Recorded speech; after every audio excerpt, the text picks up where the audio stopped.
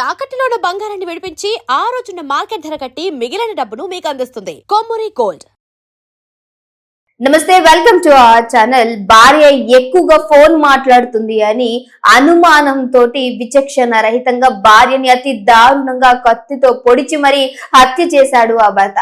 ఈ ఘటన గుంటూరులో చోటు చేసుకుంది. వివరాల్లోకి వెళితే గత 5 ఏళ్ల క్రితమే పెళ్లైనటువంటి సంధ్యారాణి అలాగే నరేంద్ర, వీళ్ళిద్దరికి కూడా 2 కుమారులు ఉన్నట్టు కూడా తెలుస్తోంది. ఈ క్రమంలోనే ఇద్దరి మధ్య గత కొంతకాలంగా గొడవలు జరుగుతూ ఉన్నాయి. అసలు గొడవలకి గల కారణం ఏంటని వివరాల్లోకి చూసుకుంటే, నరేంద్ర ఒక మద్యం దుకాణం దగ్గర పనిచేస్తూ ఉంటాడు. అయితే ఈయన గుంటూరుకి చెందినటువంటి తెనాలి యొక్క మనిషి అంటే దానికి సంబంధించినటువంటి అదే ఊర్లో ఈయన నివాసం ఉంటూ ఉంటాడు. సో భార్య ఏమో పల్నాడుకు చెందినటువంటి సంధ్యారాణి.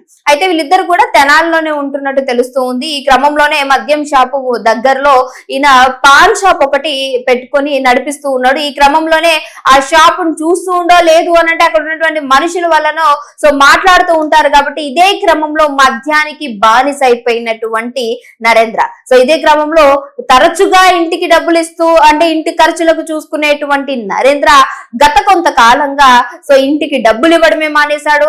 తిండి పెట్టడం కూడా మానేసినటువంటి పరిస్థితులు కనిపిస్తున్నాయి. ఇదే క్రమంలో భార్య భర్తల ఇద్దరి మధ్య కూడా గొడవలు స్టార్ట్ అవ్వడం జరిగింది. ఎందుకంటే 2 పిల్లలు ఉన్నారు. వాళ్ళ ఖర్చులు అన్ని కూడా భర్తే చూసుకోవాల్సినటువంటి పొజిషన్ లో ఉన్నటువంటి భర్త తాగుడుకు అంటే మద్యానికి బానిస అయిపోయి ఇంటికి సరిగ్గా రాకుండా దీంతో పాటుగా గొడవలు కారణం వల్ల భార్య విసిగిపోయి పుట్టింటికి వెళ్ళిపోయినట్టు తెలుస్తుంది. అక్కడ ఉన్నటువంటి పెద్దలు కూడా వీళ్ళిద్దరి విషయంలో జోక్యం చేసుకుని ప్రతిసారి ఇద్దరిని ఎన్నిసార్లు వెళ్ళినా మరలా భర్త ఇంటికి వెళ్ళడం మళ్ళా తీసుకురావడం ఇదే క్రమక్రమంగా నడుస్తూ ఉంది.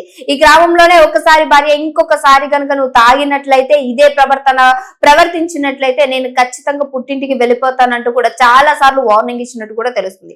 అయితే భార్య పుట్టింటికి వెళ్ళి వచ్చిన దగ్గర నుంచి ఫోన్ ఎక్కువగా మాట్లాడుతూ ఉంది.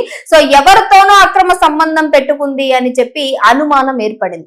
ఈ అనుమానం కాస్త బలంగా బలపడి అపార్థానికి దారి తీసి ఈ రోజు ఈ హత్యకి కారణమైనట్టు కూడా పోలీసులు గుర్తించారు.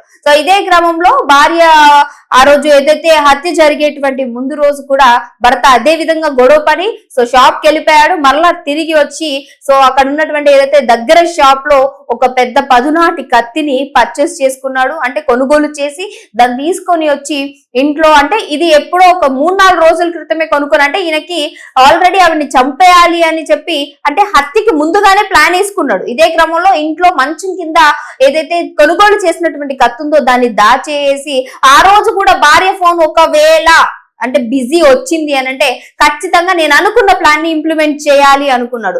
ఇదే క్రమంలో ఆ రోజు భార్య మాట్లాడినటువంటి కాల్ ఏదైతే ఉందో ఆ కాల్ నిజంగానే ఇంకెవరితోనో మాట్లాడింది అనేటువంటి అనుమానం. గంట నుంచి ఆల్రెడీ ఆయనకి బిజీ వస్తూ ఉంది. ఇక ఓపిక పట్టలేక ఇంటికి వెళ్ళాడు. అంటే ఈవినింగ్ టైంలో ఇంటికి వెళ్ళిన తర్వాత భార్యతో గొడవకి అంటే వాగ్వాదానికి దిగాడు. పిల్లలు చూస్తూ ఉండంగానే అతి దారుణంగా భార్యతో విచక్షణ రహితంగా కత్తితో పొడి మరి కోపాన్ని అంతా కూడా తీసుకొని భార్యని హత్య చేశాడు. అంటే ఈ క్రమంలో ఏదైతే నరేంద్ర కూడా కొన్ని గాయాలైనట్టు తెలుస్తోంది. అక్కడే స్పృహ కోల్పోయి ప్రాణాలు వదిలేసినటువంటి సంధ్యారాణి. అంటే ఈ విచక్షణ రహితంగా ప్రవర్తించినటువంటి తీరులోనే అనుకోని విధంగా భార్యకి ఎక్కువ గాయాలయ్యి అక్కడికక్కడే మరణించేసింది. అయితే పోలీసులు ఎక్కడైనా పట్టుకుంటారు అని భయం వేసి అంటే ఆ కోపంలో ఏదో చేశాడు, అక్కడ భార్య చనిపోయింది. ఇక ఏం చేయాలో అర్థం కాక పోలీస్ స్టేషన్ కి వెళ్ళి లొంగిపోయాడు. నేనే నా భార్యని హత్య చేశాను, ఎందుకనంటే నాకు అనుమానం ఉంది మా భార్య ఎవరితోనో మాట్లాడుతున్నాను. అయితే ఈ రోజు మాట్లాడినటువంటి కాల్ చూసుకుంటే అంటే అనవసరంగా అపార్థాల మధ్య ఎందుకు బంధం తెగిపోతుంది అనేటువంటి ఈ విషయం చెప్పడానికి గల కారణం అంటే ఏదైతే భార్య ఫోన్ మాట్లాడుతుంది ఈ రోజు ఎవరితోనో మాట్లాడింది అని చెప్పి భార్య పైన అనుమానం పడ్డాడు. అదే ఎట్ ఎ టైం కాల్ కనుక హిస్టరీ తీసి చూస్తే ఆ రోజు భార్య తన తల్లిదండ్రులకు కాల్ చేసింది. మీరు నన్ను ఇక్కడికి పంపించేశారు, నా భర్త ఇంకా మారలేదు, ఇదే రీతిగా ఉన్నాడు, తాగుతూ ఉన్నాడు, ఇంట్లో ఏమి ఒక్క రూపాయి కూడా ఇవ్వటం లేదు, పిల్లల్ని చూసుకోవట్లేదు, నన్ను చూసుకోవట్లేదు, నేను మళ్ళీ తిరిగి ఇంటికి వస్తాను అంటూ తల్లిదండ్రులకు తన ఆవేదనను వ్యక్తం చేస్తుంది, తన బాధను చెప్పుకుంటుంది.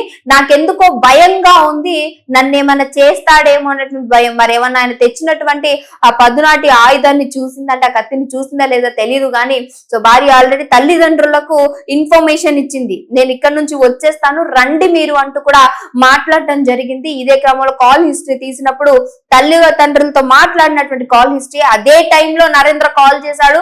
సో అంటే ఎక్కడ కూడా ఆవిడ ఎవరితోనో మాట్లాడుతుంది అన్నటువంటి కాల్ హిస్టరీ అయితే ఎక్కడ కూడా లేదు. అంటే అపార్థం చేసుకుని అనవసరంగా భార్య పైన అనుమానము పెంచుకున్నటువంటి భర్తకి ఏం చేయాలో తెలియక ఎక్కడ వదిలిపోతుందని భార్యను అతి దారుణంగా హత్య చేశాడు. అయితే ఇప్పుడు తల్లిదండ్రులు ఆల్రెడీ కూతురు చెప్పిన సాయంత్రానికే కూతురు యొక్క మరణ వార్త వింటాము అని అనుకోలేదు అంటూ కన్నీరు మున్నీరు అవుతున్నారు. ఈరోజు ఆ ఇద్దరు పిల్లల యొక్క భవిష్యత్తు ఏం జరుగుతుంది అని కూడా నిజంగా ఎవరు ఆలోచించలేదు. తల్లిదండ్రులు నిజంగా క్షణికావేశంలో చేసేటువంటి పనులు ఈ రోజు పిల్లలు నిజంగా ఇంత దారుణంగా అనాథలు అయిపోతూ ఉన్నారు. వాళ్ళ గురించి ఆలోచించలేకపోతున్నారు. వీళ్ళ సుఖాలు, వీళ్ళ యొక్క జలసాలు, అంటే వీళ్ళకి సంబంధించినటువంటి అన్ని కూడా అంటే మరి ఎందుకు పిల్లల్ని కంటున్నారా అనేటువంటి దానికి నిజంగా ఆన్సర్ లేదు ఏ తల్లిదండ్రులకు కూడా. ఎందుకనంటే ఈ రోజు విచక్షణ రహితంగా ప్రవర్తించి బిడ్డలకు తల్లి లేకుండా చేసేశాడు ఈ తండ్రి.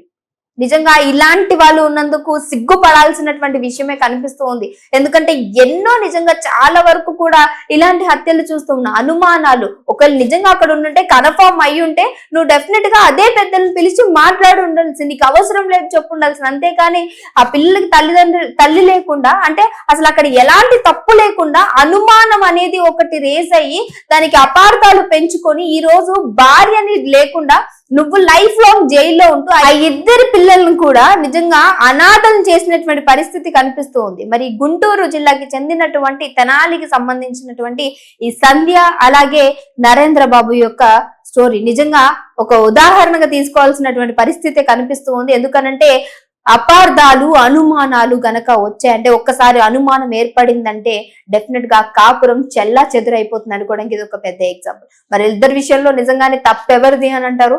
మీకేమనిపిస్తుంది? మరి ఈయనకి ఎలాంటి శిక్షలు పడాలి అనేది మస్ట్ అండ్ షుడ్ గా మీ అభిప్రాయాన్ని కామెంట్ రూపంలో మాకు తెలియపరచండి. ఇంకొక ఇంట్రెస్టింగ్ విషయంతో మీ అందరి ముందుకు వస్తాం. చూస్తూనే ఉండండి ఆ ఛానల్.